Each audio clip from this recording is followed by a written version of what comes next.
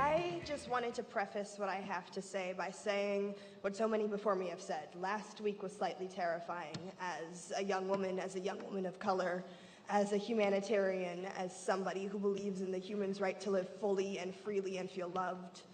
So I wanted to say thank you for being my safe space, and I wanted to say thank you for the work that you do that expands the space for so many who deserve it. With that being said, I have a quick question for you, and particularly to the lovely ladies up there. Who runs the world? Okay, that's right, girls. And that's why I am so honored and excited to be here tonight to honor a girl who has paved a path for me and so many of my peers. A girl who I've had the pleasure of working alongside, a girl who is changing the game, evolving expectations, and showing the world that even the sky is not the limit.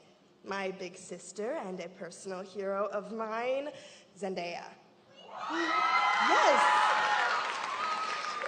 Zendaya is immensely talented, as you can see in her work in television, on movies, and on her albums. You know that she can dance too, right? Yeah. Crazy.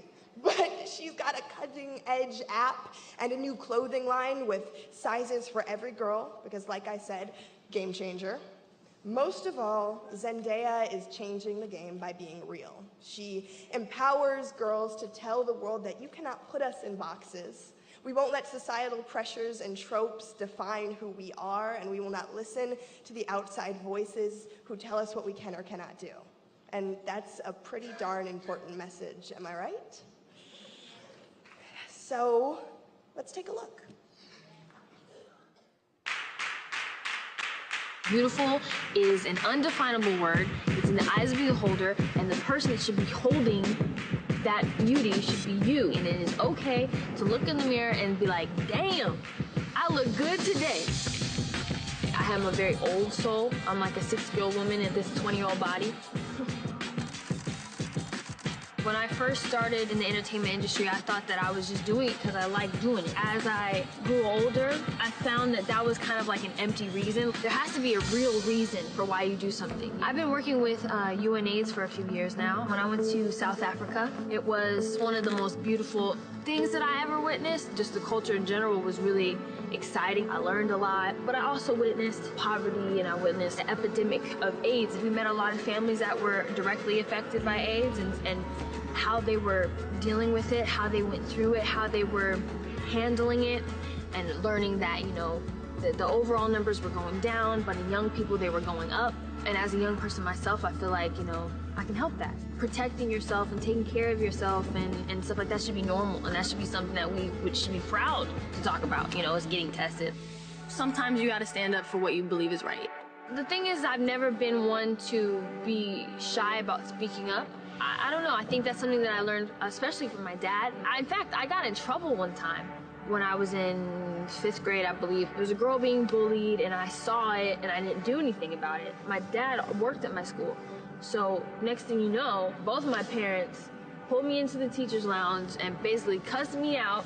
Well, I got in trouble for not sticking up for her. That's something that I learned very young, not to sit by, you know, when something bad is happening, that, you know, you have to use your voice and you have to take that stand. I think a lot of people underestimate the power of social media, and I choose to use that for good and to open people's perspective and start conversations that I think at some point people were awkward about having.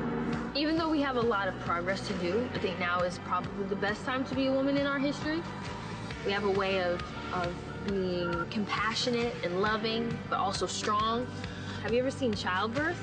Like, that is strength, and I think it's important right now, more than ever, we need sisterhood, and we need women coming and stepping up and using their voice.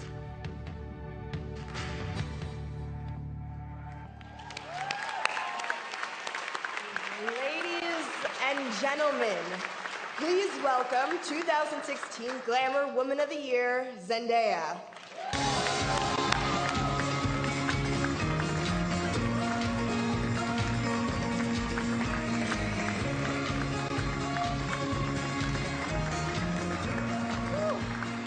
I'm so nervous right now. First of all, thank you, Yara. She is, you know, the future. She is a young woman who is educated. She's beautiful. She's smart. So thank you, and I can't wait for you to be getting this. Wow, what a room. What a room to be in. There's not much I can say, but thank you for allowing me to be here amongst you in your presence. Thank you. First of all, this is not about me. This is about you. This is about thanking you for showing me that my life matters. Thanking you for showing me what strength means. Thank you for paving the way for us, for showing us that we are worth it, that we are proud, and it is okay to be proud of who we are, of our bodies, of the way we look, of the way we feel.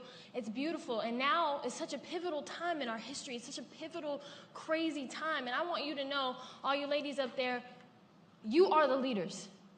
We are the future. We need you. We need every single one of you in this room. You are needed. You are needed to step up to the plate right here, right now, and let your voice be heard. This is the time.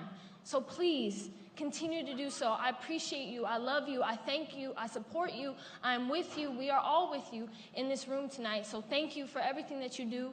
Thank you for allowing me to be here with you. And there's nothing else I can say, but thank you, thank you, thank you. So I love you. To women.